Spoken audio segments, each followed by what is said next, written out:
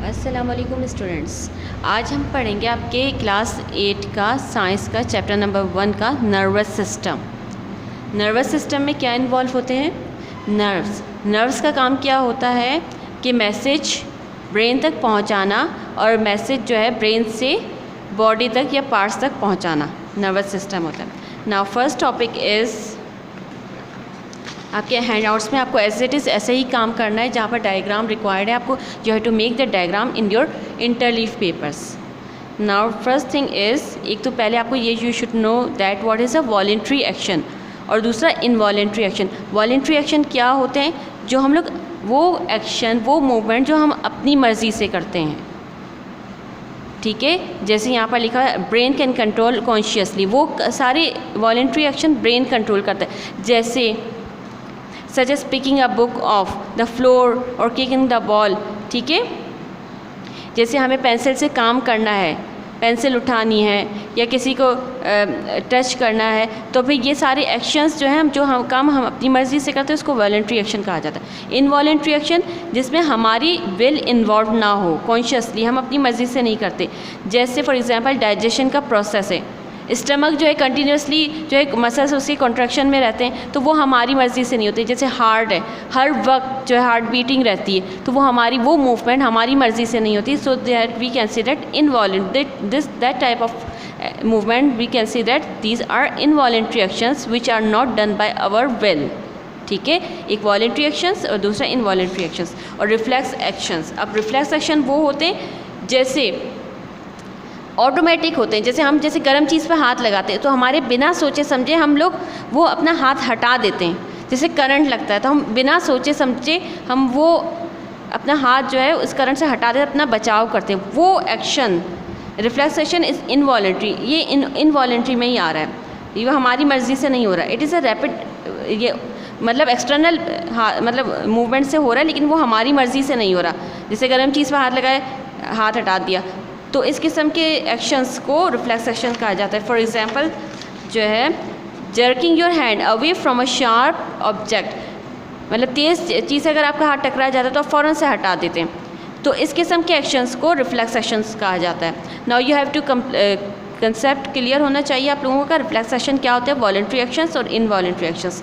Now comes towards the question number 3 which is about the nervous system of humans. इंसानों के हर जानदार का nervous system होता है। अब यहाँ पर we are going to study about the nervous system of humans. इंसानों के नर्वस सिस्टम के बारे में पढ़ रहे हैं कि nervous system controls how you response two things around you.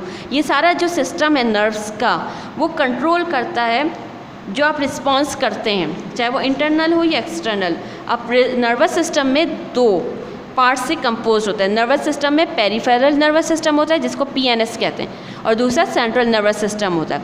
अब पेरिफेरल नर्वस सिस्टम जो है इसके अंदर बहुत सारी नेटवर्क है नर्व्स क्या होती हैं, जो मैसेजेस पहुंचाती हैं और ब्रेन से मैसेजेस लेकर आती हैं पार्ट तक, ठीक है। मैसेजेस पहुंचाने का काम और लेने का काम नर्व्स का होता है। द पेरिफेरल नर्वस सिस्टम जो है बहुत सारे नर्व्स के जाल में मुश्तमिल होती है जो पूरे बॉडी में कवर होती है, पेरिफेरल नर्वस सिस्टम कहा जाता है। अब इसके अंदर जो है जो नर्व्स का जो छोटा सा पार्ट होता है, नर्व्स का छोटा सा पार्ट उसको न्यूरॉन्स कहा जाता है। एक सिंगल सेल को न्यूरॉन कहा जाता है। नर्व्स के छोटे से पार्ट को, एक सेल को न्यूरॉन्स कहा जाता है। Now comes towards the central nervous system. Central nervous system में दो पार्ट्स इन्वॉल्व होते हैं, एक तो ब्रेन और दूसरा spinal code.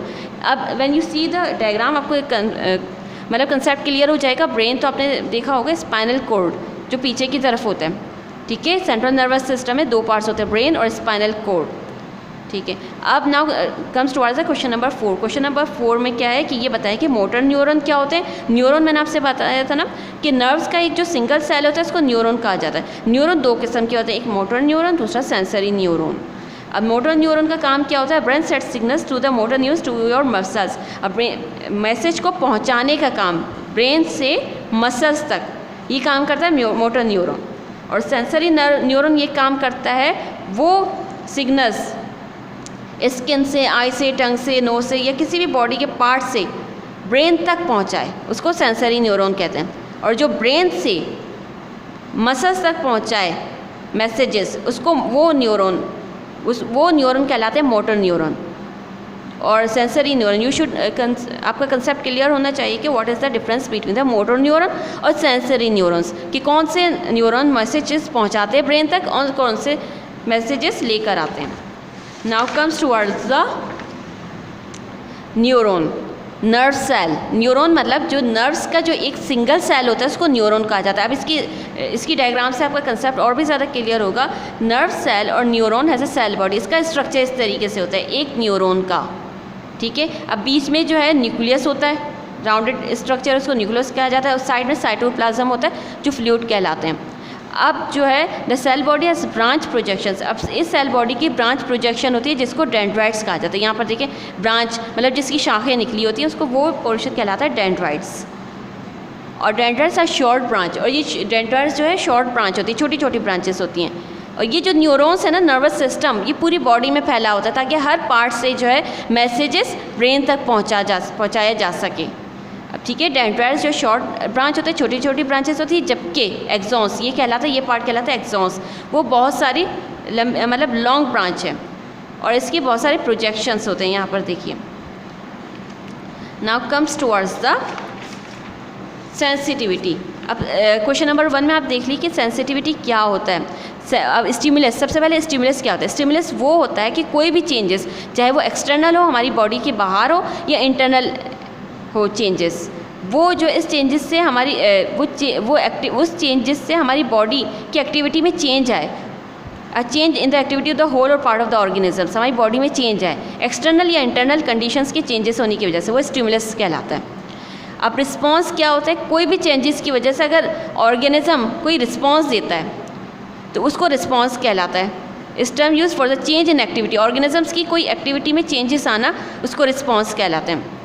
Ability to response to stimulus is a characteristic. अब ये एबिलिटी होती है कि अगर कोई टच करे तो हमें समझ में आ जाए कि ये हर लिविंग ऑर्गेनिजम्स की एबिलिटी होती है कि अगर कोई टच करता है, चाहे वो इंसान हो, जानवर हो, कोई भी लिविंग क्रिएचर हो, उसको टच करता है तो सामने वाले को समझ में आ जाता है। ये स्टिमुलस ही तो होते हैं, ये सारी एबिलिटी होती है कि ब्रेन को उसने डायरेक्ट मैसेज पहुँचाया कि किसी ने टच करा है, ठीक है। ये सारी एबिलिटीज़ को अब सेंसिटिविटी क्या होता है? Is ability to response to stimulus. Sensitivity वो होते हैं जो रिस्पॉन्ड करती है। कोई भी स्टिमुलस प्रोड्यूस होता है, तो कोई भी स्टिमुलस आता है, कोई चेंजेस आती है कंडीशंस में, तो वो रिस्पॉन्स देती है, उसको सेंसिटिविटी कहा जाता है। Thank you.